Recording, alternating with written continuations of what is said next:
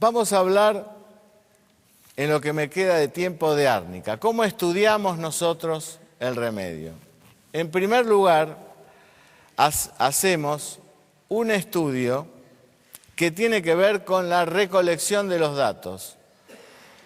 Todos los datos que podemos recoger del medicamento son importantes, absolutamente todos, porque a veces el nombre de un remedio, en este caso árnica, y lo van a ver ustedes, en el nombre de un remedio está a veces la cualidad del sufrimiento del medicamento.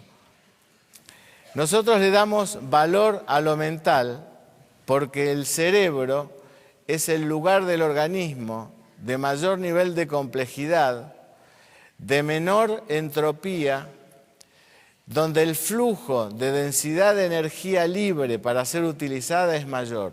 Por eso que podríamos decir que es la parte más jerárquica de nuestro organismo y por ende la que tiene mayor variabilidad para expresar la individualidad. Mayor variabilidad que nuestro pie. Lo que no significa que los síntomas que tienen que ver con nuestro pie no simbolicen en sí mismos las mismas cosas que está padeciendo la mente. Y eso es lo que vamos a ver posteriormente, si nos da el tiempo, en lo que son las correspondencias. Por ejemplo, brevemente, árnica se la llama árnica. En realidad la palabra era ptármica, que para los lapones significa estornudar. Y el estornudo significaba, para aquellos que le pusieron árnica, perder el alma. Y ustedes saben que uno de los síntomas más importantes de árnica es ese horror a la muerte instantánea. No temor a la muerte, como dice la patogenesia, horror a la muerte instantánea. También históricamente, por ejemplo, leyendo historia, se la asociaba a árnica con el leopardo, que es símbolo del orgullo. Por eso que la bandera inglesa tiene el leopardo, es el símbolo del orgullo. Y ustedes van a ver cómo árnica es un orgulloso en su profundidad. Ese orgullo que no le permite tener una relación con los demás.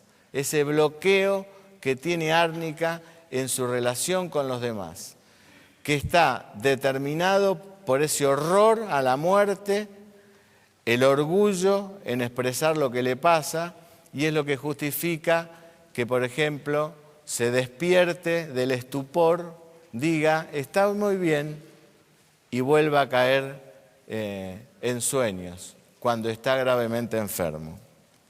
Bueno, después pasamos a la lectura, en el segundo paso de todas las, en el B, de todo lo que existe y escrito sobre el medicamento. Todo es importante. Lo que han escrito a nivel, digamos así, clínico, orgánico, mental, etc. En el segundo paso, hacemos un estudio fenomenológico del medicamento. ¿Qué significa esto?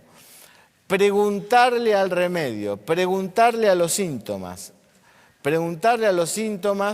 con una interrogatorio abreviado, que es un interrogatorio que ideamos con el doctor Carrara para hacerlo esto en los pacientes, pero que después nos ha servido para interrogar a la materia médica.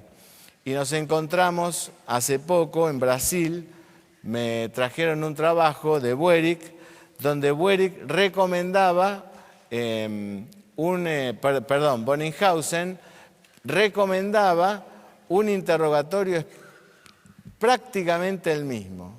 Es decir, preguntándole cuándo, cómo, dónde, qué, para qué mejora, qué empeora. Con eso armamos los primeros núcleos, la primera imagen del remedio. Al preguntarle estos síntomas a la materia médica, armamos como una primera imagen del remedio. Esa primera imagen que deben haber tenido los primeros homeópatas, los que estaban todavía en aquel momento del siglo XIX en este estudio, en esta parte de la materia médica. Posteriormente a la formación de los núcleos,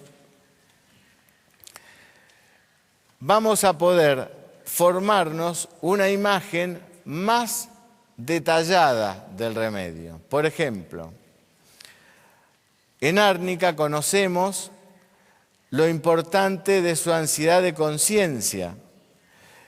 Dice Hahnemann, un sueño que dura toda la noche, en la que ella está continuamente siendo reprendida y le son dirigidos vergonzosos reproches acerca de una conducta inmoral.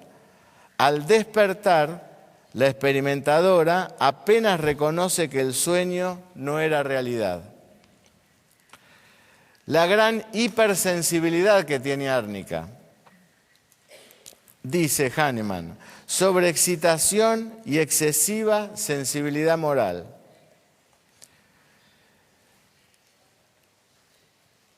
Hay un síntoma que da Hering donde nos habla de un estado de inutilidad, de impedimento que tiene árnica.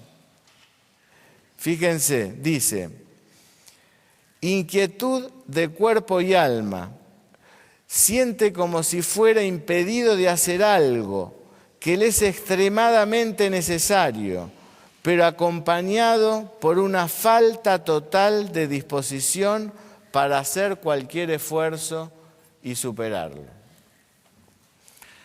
Con esto, de alguna manera, relacionamos muchos síntomas de árnica en esos primeros núcleos de este primer grado. El temor a la muerte, en árnica, que es con ansiedad por su salud, con la ilusión que está por morir, con temor a la muerte sobre todo a la noche, con horrible temor a la muerte instantánea, durante los síntomas cardíacos, de una muerte inminente, de ser incurable, etcétera, etcétera. De la misma manera, la ansiedad de conciencia, con el sueño, con remordimientos que ya hemos mencionado, la ilusión que va a ser arrestado, los trastornos por remordimientos, etc. Y la gran hipersensibilidad de árnica, sensible a los ruidos, a los dolores, a toda impresión externa, se asusta, se sobresalta fácilmente, etcétera, etcétera. Entonces tenemos un paciente hasta acá que es un hipersensible, que no puede comunicarse, que tiene miedo a morirse, pero no puede pedir ayuda. Esa es la primera lectura como imagen que tenemos de árnica y que es la que vemos espejada en, por ejemplo, los cuadros agudos de árnica. Ese paciente que está quieto en la cama, que no contesta, que no le gusta que lo interroguen, que duerme, que está obnubilado, que despierta, dice que está muy bien, que no necesita nada y que lo dejen tranquilo, que no lo toquen, que no lo influyan.